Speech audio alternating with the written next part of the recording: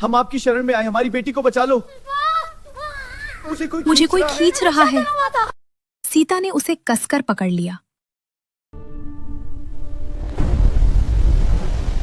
माता रानी! डर मत, ये तुम्हारी परीक्षा थी।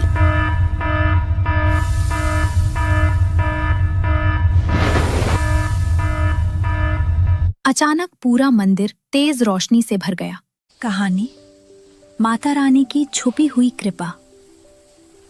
एक छोटे से गांव के किनारे एक गरीब परिवार रहता था।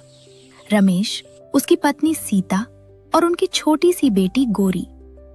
गोरा चिट्टा चेहरा और मासूम मुस्कान। पापा, मैं आज बहुत खुश हूँ। इसलिए सब उसे प्यार से गोरी कहते थे। मेरी बेटी माता रानी लेकिन सब पर उनकी कृपा गरीबी करती है, इतनी हमारी भी थी जरूर। कि कई दिन घर में चूल्हा हाँ, भी नहीं बिल्कुल। जलता था। पीर भी बहुत खुश थे, एक दूसरे के साथ प्यार के साथ रहते। ये कुछ ना होते हुए भी एक खुशहाल परिवार था। एक दिन गोरी बहुत बीमार पड़ गई। उसका शरीर तप रहा था, आंखें बंद। अब माता रानी हम पर कृपा करो, मेरी बेटी को जल्दी ठीक कर दो, उसकी रक्षा करो भगवान। रोते हुए कहा। सीता रोते हुए बोली, सुनते हैं जंगल वाले माता रानी के मंदिर में सच्चे दिल से मांगने पर सब मुझे मिलता जाना है। होगा। रुक जाओ, गांव वालों ये ने बहुत डराया। खतरनाक है। वहाँ मत जाओ, कुछ बुरा होगा। पापा, मुझे डर लग रहा है। चिंता मत रात- करो, मैं हूं ना। मत जाओ। रात के अंधेरे में तीनों गोरी को गोद में लेकर जंगल की तरफ चल पड़े। हवा अजीब थी, पेड़ जैसे खुद हिल रहे थे।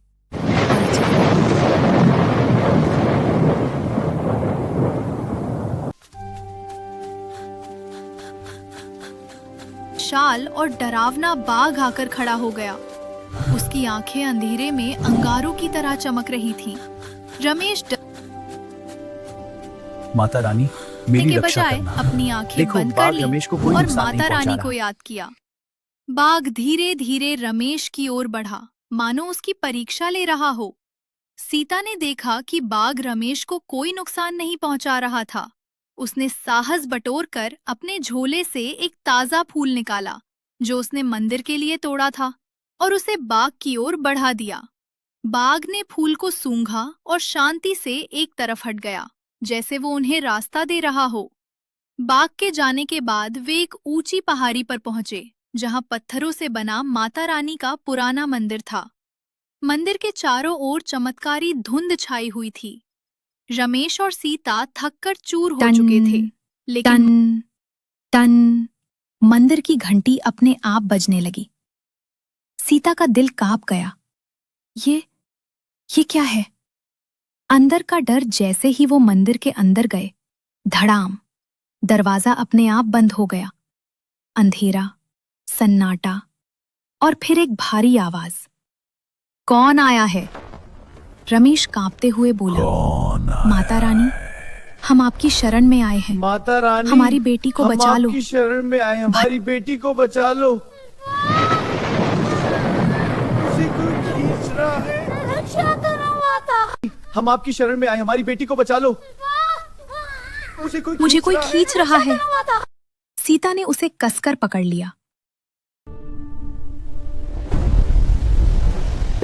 माता रानी, हमारी रक्षा करो। डर मत, ये तुम्हारी परीक्षा थी।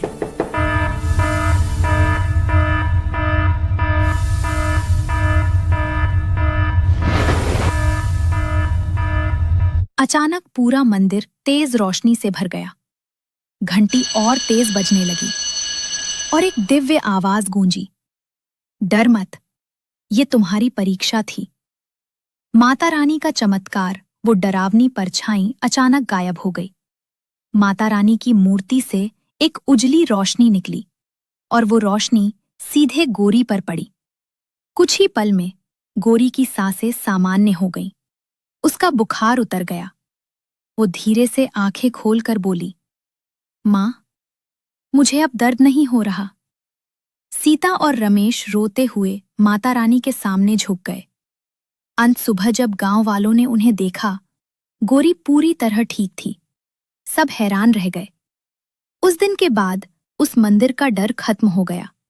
लोग समझ गए, वहां कोई बुरी शक्ति नहीं, खुद माता रानी अपने भक्तों की परीक्षा लेती हैं। ओम दुम सीख। दुर्गये सच्चे नमः। दिल से की गई प्रार्थना कभी खाली नहीं जाती। माता रानी अपने भक्तों को कभी जय अकेला माता नहीं दी। छोड़ती। ओम दुम दुर्गये नमः।